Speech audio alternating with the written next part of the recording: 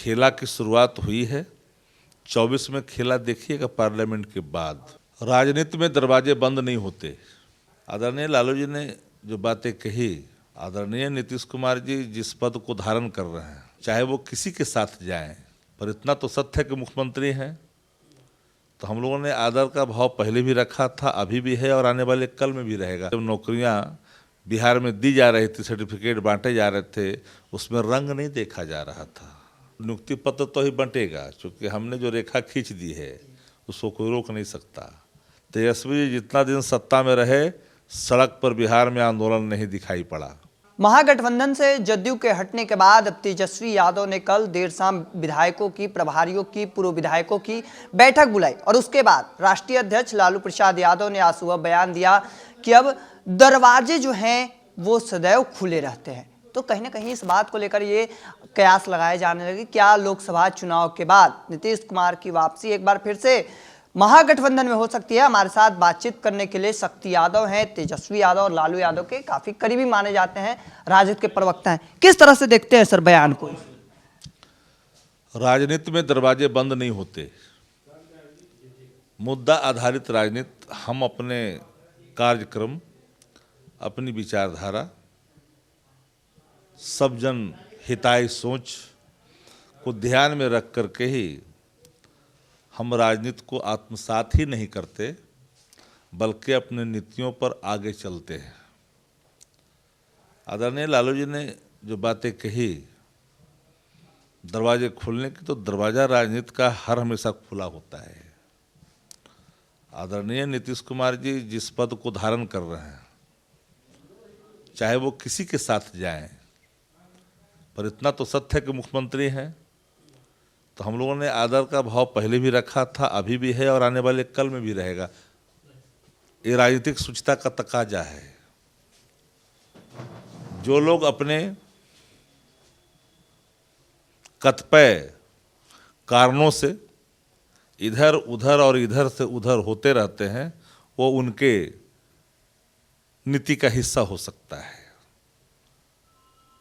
आवाम हर विषयों को देख रही है। खेला की शुरुआत हुई है। 24 में खेला देखिएगा पार्लियामेंट के बाद। हमारे नेता तेजस्वी जी जो नेतृत्व कर रहे हैं दल का, वो मुद्दों की बात करते हैं, नौकरी की बात करते हैं, शालीनता की, सहजता की, कार्यों में सार्वभौमता की। सब भाव उनके अंदर निहित है और उसी अंदाज में सबके हितों को ध्यान में रख करके जब नौकरियां बिहार में दी जा रही थी, सर्टिफिकेट बांटे जा रहे थे, उसमें रंग नहीं देखा जा रहा था। हर गांव से, हर वर्ग से, हर जाति से, हर धर्म से लोग आए, सबको लाभ मिला। लेकिन देश के अंदर में हो क्या रहा है बता दो। 10 साल बीत गए, नौकरी के नाम पर ठेंगा, एक छलावा, एक जुमला। आम आदमी परेशान है महंगाई से। 12 लाख करोड़ जहां बैंक एनपीए का सामना कर रहा है, उस देश की अर्थव्यवस्था का क्या होगा? हालात बद से बदतर है। सिर्फ उन्माद की राजनीति से देश का लोकतंत्र महफूज नहीं रहेगा। हम लगातार इन बातों को जोड़ दे करके कहते हैं। तेजस्वी यादव की सरकार थी, नियुक्ति पत्र का वितरण होता था। भाजपा की सरकार आई है, नियोजित शिक्षक लगातार प्रोटेस्ट कर रहे हैं, सड़कों पर हैं और बीते दिनों भाजपा कार्यालय के बाहर लाठीचार्ज भी। ऐसा है बाबू, नियुक्ति पत्र तो ही बंटेगा, क्योंकि हमने जो रेखा खींच दी है उसको कोई रोक नहीं सकता। अभी 1 लाख शिक्षकों को और नियुक्ति होनी है। 1,35,000 हेल्थ कैडर बना करके हेल्थ में काम होनी है। दस्तखत तेजस्वी ने कर दिया था, कैबिनेट से स्वीकृत करना था।